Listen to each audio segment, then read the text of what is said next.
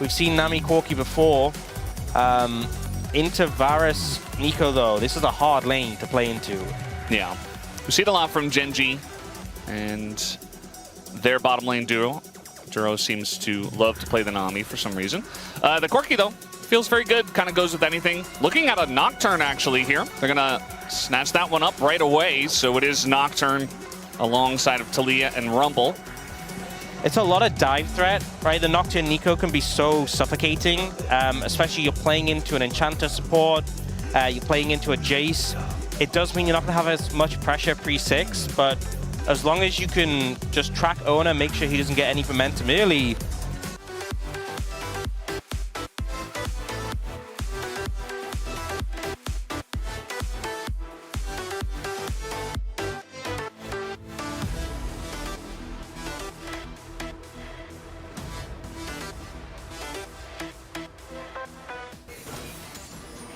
Carrier Peyz getting some good early pressure here. I feel like once Diablo Callan get control of the lane, it's going to be pretty difficult. There's a lot of sustain on the side of the Nami, but both lanes kind of trade in a similar way around having a good amount of burst. But I just feel like the poke from Callan and Diablo is more. Thinking about taking the Raptors. It's his domain. This is what this guy does. He just can't help himself with the Raptors. Needs to get in there and is willing to take the 1v1 versus Owner. Did not quite have his Q available, but now is going to go in, gets a spell shielded. Yeah, they're doing a great job. I think if you... Oh, Diablo actually in a little bit of trouble. Has to flash. Does look like they want to go for a bot dive here. Raptor is ready to go. The wall is as well from Vikla. And there's the wall. They're going to be split up a little bit. We'll see which target they do decide to go on, as the answer is kind of nobody. They just kind of wait around. There is first blood, but also a kill goes to Peyz. And so, yes, they do get the kill. They get the Ultimate Hunter stack, but now T1 is on the chase. They have this Vi ult as well. They're going in onto Diablo. Tons of damage does go into Owner, but it is traded out as flash over the wall, and Peyz collects a second kill. Keria has kind of hid on Bush for a very long time. They're going to spot him now, but the tidal wave is already coming out into the bubble, as it is a very nice trade. Player has picked up his. Yeah, pretty interesting that he's the one, but now Faker kind of in an awkward spot. Does have double sums, but rooted basically forever. He is tanky, though, already with the rod finished, and Kellen flashes away. Paranoia's coming in, but Owner had his sights set on the Nico and does pick up the kill. As now we have TPs arriving. Doran and Clear are here. No equalizer, though, as he used it on the wave earlier. Looking for Raptor. He has to flash away. The flash bubble comes in, and the tidal wave is there, but it already gained enough distance. Next up is Faker, who did just get ganked, and Owner, who has been a lot of the action. And now he's going into it again, as Clear is going to flash away. Equalizer comes down, and T1 say, well, that's good enough. That he should leave, I guess. Yeah. Are looking towards the Herald now. Oh, they're going for the Nami. Yeah, Keria kind of standing on a ward and not realizing it, and immediately just kind of dies. Yeah. I'm glad they didn't commit more. You know, learn the lesson from last time. Oh, trying to go for the all-in here under the turret. Doran going to have to flash away. Did get him low, but also got himself low, so not exactly the trade they're looking for. I would watch out. Oh, flash on in. Diablo might be in a bit of trouble here. Does get ulted once again. The Nico finds 3, but he just dies immediately, and now finally the Paranoia comes out and Clear frontlining, but the Nocturne also taking a ton of damage from Peyz before he went down to Clear. I feel like that fight, honestly, was just very winnable for T1. Right, the Varus is just dead. Yes, the Nico ult is big, but the Chains of Corruption into the Rumble ult, and Clear just roasts everyone. Great time to have the Rumble turn up. A lot of value there. Vikla's looking. So Doran flashed in that trade in the top lane, and now he's dead. He's regretting that a little bit. Yeah. Kikasante, he likes to get low in HP. Yeah. Kellen kind of forcing an engage here. Will be punished for it. Gets slowed up by the tidal wave and just gets blown up. So, look, saw an opportunity and took it. 16 minutes ago. The saddest is when you pop it and everyone just flashes out immediately. You're like, oh. Yeah, well, they're going to go on in. You talked about targets. Carry is certainly one of them, and he is not long for this world, as nobody's really able to help them out. It's a double kill for Vikla, and now Clear gets onto that backline. Faker just going to TP out. Oh, barely gets away from the chains. And if he gets hit by that, obviously he gets interrupted and rooted.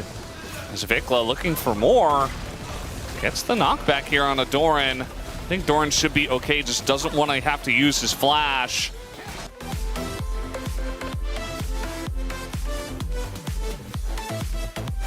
Theoretically, something like Nami, if the fights are actually close, gonna have to hold that thought as this time Carry just flashes away. But now Vikla goes over the left side of the wall, instantly dies, gives the shutdown to Peyz. And that's exactly the mistake T1 were looking for, as the equalizer gets big damage and might push them back, but it didn't hit Faker, who is leading the charge now, as Kellen is gonna go down. Triple kill for Peyz, as T1 just like that, one mistake, and they're ahead of the game.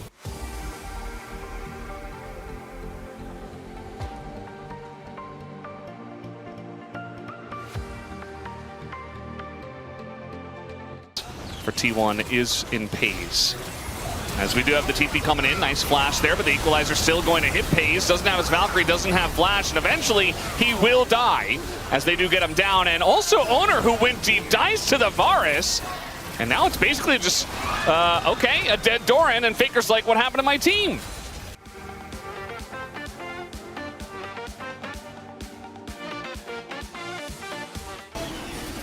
Owner taking a bit of damage. They got to be careful. They are collapsing in on an Owner who does not have his flash, has to commit to the play, is so deep in the thick of four of them, doesn't get an opportunity to even smite.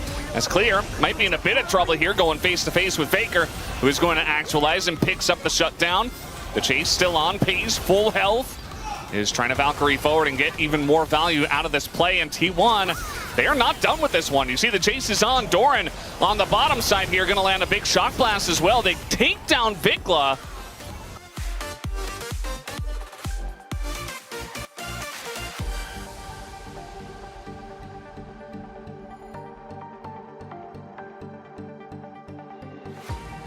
A lot of value picked up there from T1, even if they didn't get the soul. As now we have equalizer here on a Faker, no ghost, no flash, and I think this will be more than enough. Good assumption, good assumption. Peyz is just kind of Diablo trying to step up to them, and Peyz says no. They turn out to the Zhonya's though, that's not gonna work, but they're able to front to back in here with Faker in the front, the tank of the team. Clear gets a ton of damage, but more importantly, he dies, and the rest of his team is so low. They get the catch here on a Raptor in the back line. And Vikla, nice shove back.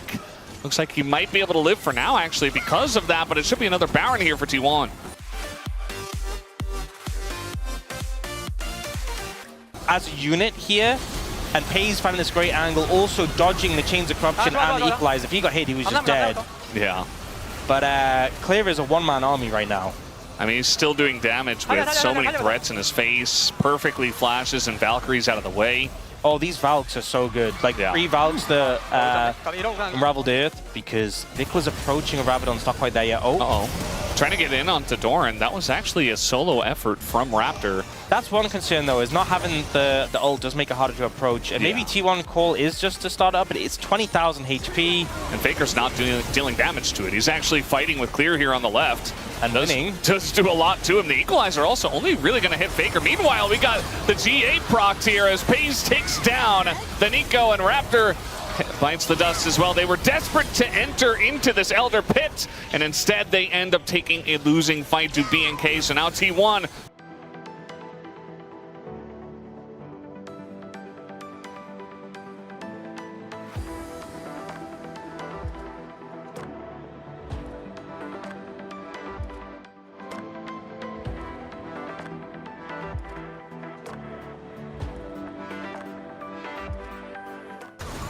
Yeah, I think mid on that one. Mid his call.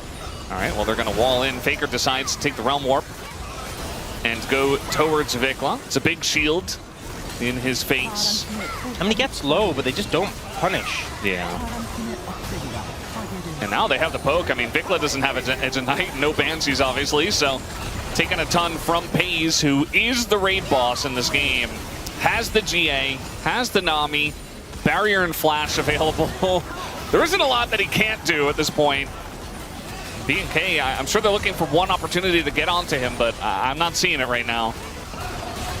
Bit of damage goes, and Vikla, no! That's kind of that one combo you were talking about. Vikla is going to get healed up as Owner goes very deep and does go into the GA. And Peyz is just running over the equalizer, doesn't care at all. He's trying to do the damage as Carrier tries to hit a bubble, not going to. The C1 do get pretty low. And the flash is coming out here from Diablo, but the damage from Peyz is a bit more. Peyz getting incredibly low himself. They take out Diablo and the rest of the team, and T1 will end the game up 16K gold.